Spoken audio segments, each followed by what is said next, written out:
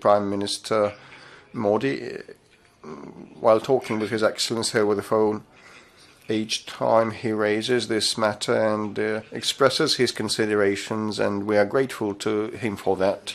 Diplomacy की जो है जरूरत रिलेशनशिप की पाकिस्तान को है, भारत को नहीं है। दुनिया तेजी से आगे जा रही है, पुराने दुश्मन दोस्त बन रहे हैं और नए नए ब्लॉक्स तश्कील पा रहे हैं।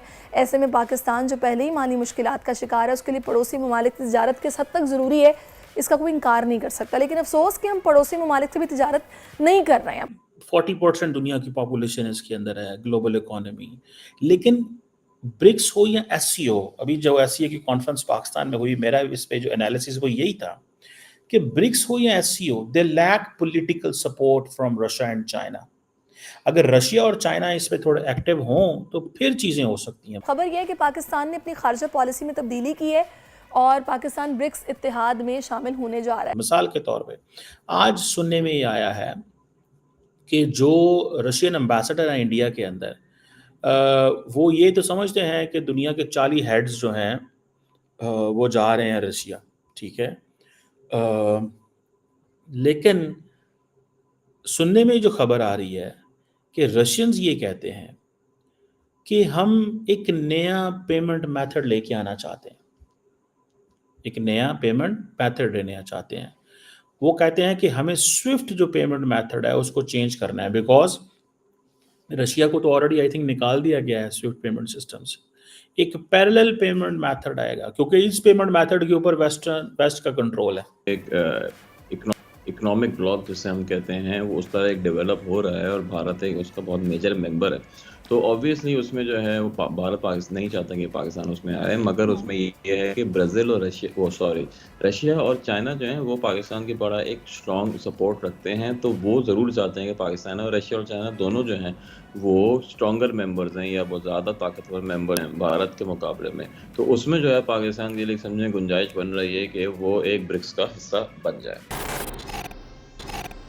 नमस्कार, जय हिंद दोस्तों। तो दोस्तों, पीएम मोदी जी रूस के राष्ट्रपति पुतिन के निमंत्रण पर 22 से 23 अक्टूबर को कजान में होने वाले 14वें ब्रिक्स समिट में हिस्सा लेने के लिए जा रहे हैं। दोस्तों, इसी साल रूस की ये मोदी जी की दूसरी यात्रा होगी। अगस्त महीने में भी पीएम मोदी जी पुतिन से मिले थे और रशिया यूक्रेन वॉर को लेकर समाधान निकालने की बात की और जल्द ही इस वॉर को खत्म करने की बात कही थी। दोस्तों, इस साल का ब्रिक्स समिट थोड़ा सा खास है क्योंकि इस बार के ब्रिक्स सम्मेलन में कुछ नए देश शामिल होंगे, जिसमें सऊदी अरबिया का नाम सबसे पहले आ रहा है। वहीं अब पाकिस्तान भी ब्रिक्स में शामिल होना चाहता है क्योंकि ब्रिक्स में चीन है और चीन काफी लंबे समय से पाकिस्तान को ब्रिक्स में शामिल करने के लिए सिफारिश करता रहा है, लेकिन भारत के विरोध की वजह से रशिया पाकिस्तान को लगातार इग्नोर करता आ रहा है। वहीं अगर भारत के लिहाज से देखा जाए तो अगर पाकिस्तान भी ब्रिक्स में शामिल होता है तो इससे चीन का इन्फ्लुएंस ब्रिक्स के अंदर बढ़ेगा, जो भारत बिल्कुल नहीं चाहता। लेकिन पाकिस्तान अपने आका के द्वारा लगातार ब्रिक्स में घुसने की कोशिश कर रहा है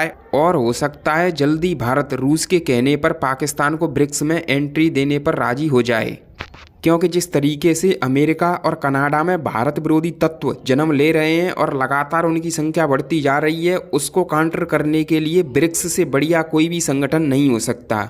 और इसी वजह से हो सकता है कि भारत रशिया की वजह से पाकिस्तान को ब्रिक्स में एंट्री दे दे।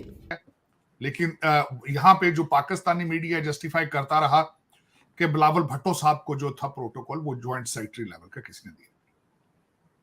फिर उसके बाद इसहाक डार साहब के साथ बैठे पाकिस्तानी मीडिया ने वहां से स्पेकुलेट किया कि शायद क्रिकेट शुरू होने वाला है, जिसको फॉरेन अफेयर मिनिस्ट्री है भारत की, उन्होंने उसको फौरन डिनाई किया है। डॉक्टर जयशंकर साहब ने मॉर्निंग वॉक की, हाई कमीशन ऑफिस के अंदर पौधा लगाया। ये सारी अच्छी चीजें थी। मुस्कुराहटों का तबादला हुआ। जो पहले समझा जाता था, जो एक दूसरे के ऊपर तनकीदी अल्फाज इस्तेमाल किए जाते थे, इस तरफ से कश्मीर को, दूसरी तरफ से दहशतगर्दी की सपोर्ट को, वो इस दफा नहीं हुए। ये भी इसको भी कामयाबी समझा जा रहा है इसमें। और मैं समझता हूँ कि चले एक स्टेप मजीद आगे से ही कुछ नेगेटिविटी जो है वो रुकी। लेकिन अब ये बताना चाहिए कि एससीओ किस तरह हुई।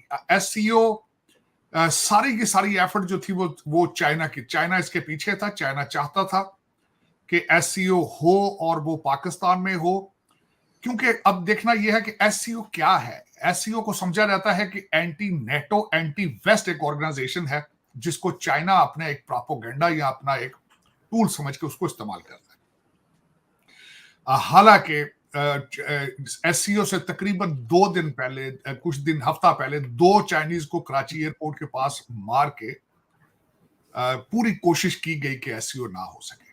फिर हमारी एक बहुत बड़ी सियासी पार्टी है, उनको भी यही था, तशवीश थी, वो भी चाहते थे कि एससीओ ना हो, वो भी आगे चल के हम बात करते हैं।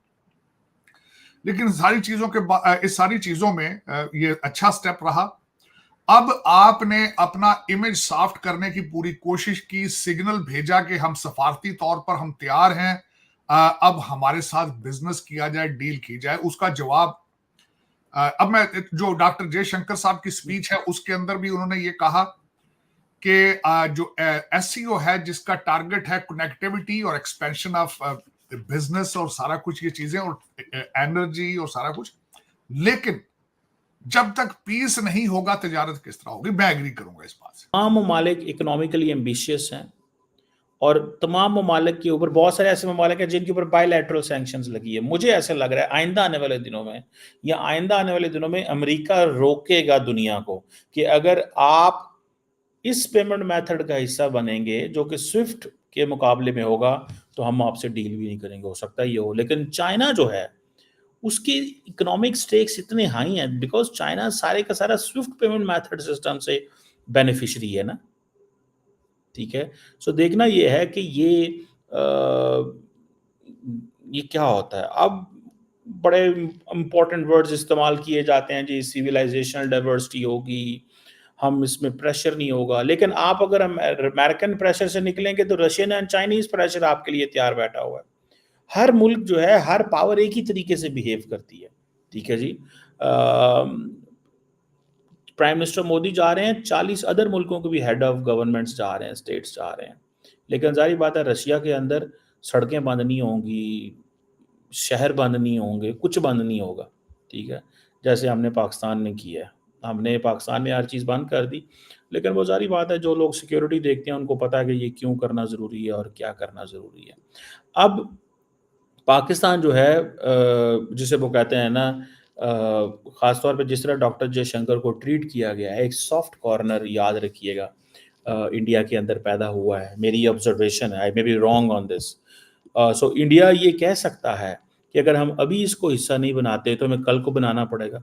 सो व्हाई टू स्टॉप पाकिस्तान, या वो कह सकते हैं stop Pakistan to tell them how important we are in the region and how important we are in the BRICS. You are at the mercy of India in case you have to be the member of the BRICS. ठीक है ना जी। सो पाकिस्तान की जो membership है, ये जो application है, ये बिल्कुल एक नई फर्स्ट स्टेज पे है। So we can not think so much on this. ठीक है जी।